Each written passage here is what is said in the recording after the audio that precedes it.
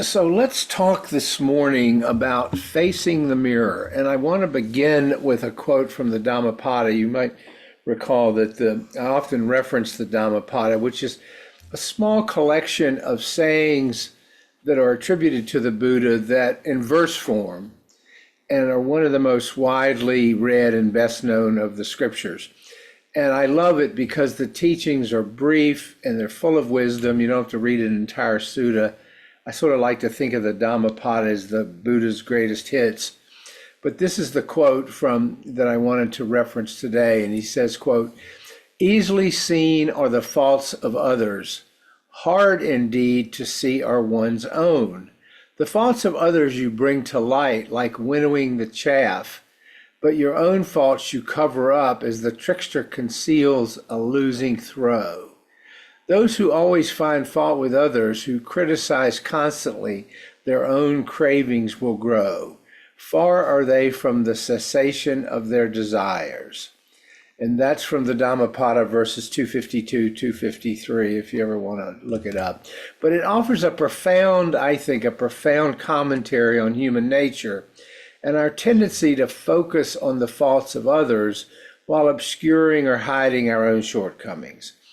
And these stanzas really mirror that aspect of the human condition, but I think they also illuminate a path toward deeper self-awareness and our spiritual growth. They invite us to confront ourselves with honesty and mindfulness, and by cultivating insight into our own behaviors and desires. We've talked recently about looking at ourselves honestly, shining the flashlight into the darker corners of our own personalities and so forth. So this is a little bit of a continuation of that theme.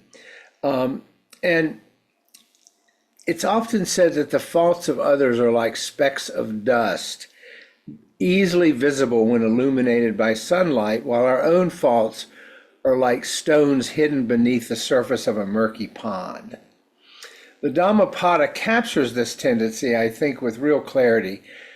Quote, "Easily seen are the faults of others, hard indeed to see one's own." Close quotes. And this inclination to magnify the imperfections of others while minimizing or concealing our own is really a form of self-deception. It's like the trickster in the verse who hides a losing throw. We mask our flaws in an attempt to feed the ego, to maintain an illusion of self-righteousness or superiority. And this habit of externalizing blame or judgment serves as a distraction from our own inner work. By focusing on the shortcomings of others, we can avoid the discomfort of really looking closely and honestly at ourselves. What a convenient distraction. But needless to say, this will not surprise you, this avoidance has consequences. The text warns us that those who, quote, "always find fault with others," close quotes, will only see their own cravings and desires intensify. And this reveals an important truth of this teaching, which is the criticism of others. And we touched on this Wednesday. Criticism of others often stems from unresolved cravings, attachments, or insecurities within ourselves. Let me repeat that. Criticism of others often stems from our own unresolved cravings, attachments, or insecurities. So to criticize constantly outwardly is to remain entangled in the very desires that perpetuate suffering. To see ourselves honestly, as the text suggests, is extraordinarily difficult. We don't want to go there. Our perception of ourselves is often distorted, and usually it's inflated with pride, or sometimes it's diminished by self-judgment. But both of those extremes are forms of delusion, one of the three poisons, preventing us from aligning our self-assessment with reality. Now, I would suggest that true self-awareness requires both courage and humility. It forces us to confront the aspects of ourselves that we find uncomfortable, unflattering, or undesirable. It really makes us turn toward that stuff. In Buddhist practice, this confrontation is not about self-condemnation or self-judgment. It's not to judge ourselves or condemn ourselves. It's to cultivate understanding and clarity of vision. When we observe ourselves mindfully, we begin to see these habitual patterns, these unskillful patterns, these unskillful attachments and aversions with greater clarity. All of those gum up the works and keep us suffering. And mindfulness is what acts as a mirror, reflecting the truth of who we are without distortion or judgment. And the good news is that this process, when we can find the means to undertake it, is both liberating and transformative. By acknowledging our faults without judgment, we take the first step toward letting them go. We can't let them go, stop engaging in them until we honestly acknowledge them. So the Dhammapada in that verse that I quoted suggests that mindfulness is the key to breaking this cycle of craving and criticism. We gain insight into the true nature of our desires and behaviors. And this insight, once we obtain it, allows us to gradually loosen the grip of craving, leading us closer to the reduction in suffering. Mindfulness is not merely this passive awareness where we just sort of notice something. It's an active engagement. It's leaning into the present moment. And this requires us to observe our thoughts. What are they as they arise? Observe our emotions, observe our actions with curiosity, with compassion, not with judgment, not with self-criticism, and not with avoidance. And when we do this, we then we lay the groundwork, we create the conditions for genuine transformation. We see beyond just the surface of our behavior. And when we do that, we begin to see the interconnectedness of our inner world. We begin to see that everyone shares a certain amount of these unwholesome qualities. Because remember, the ultimate goal of our practice is the lessening of our suffering.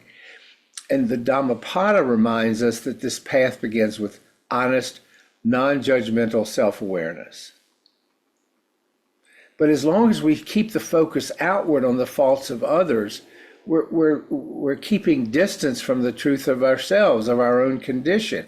I'm so busy criticizing you and judging you and blaming you that I don't have the bandwidth, if you will, to look at myself. Only by turning inward with honesty and mindfulness can we begin to dismantle these cravings, dismantle these attachments that bind us to suffering.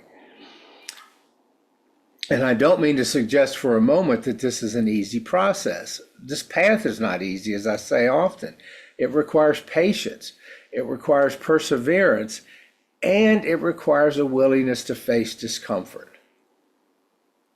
Our default is not to go there. Our default is to avoid. But the rewards are immense if we can do this, as we release our cravings and our judgments, as we reduce the tendency to blame others.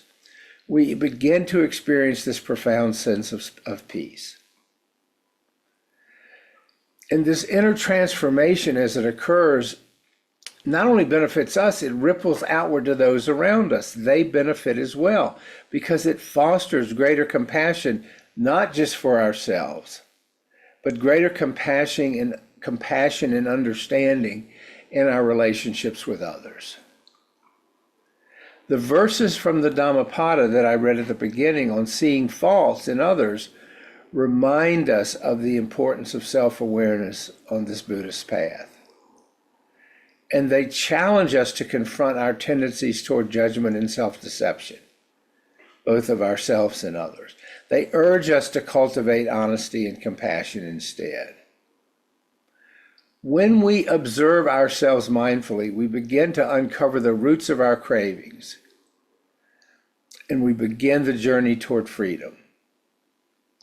Ultimately, To face the mirror that I talked about in the title of my talk today, to face the mirror with serenity is to embrace the truth of who we are, faults and all, but without judgment, without self-condemnation. In the words of the Buddha, quote, better than 1,000 hollow words is one word that brings peace. Better than 1,000 hollow words is one word that brings peace. So let's let that word be mindfulness. We look into the silence of our hearts as we walk this path with a commitment, with an intention that we talked about the other day, to not project outwardly to find fault with others, but to look at our own shortcomings, our own unwholesome behavior without judgment, accept it, let it go, and then move on. So that is facing the mirror.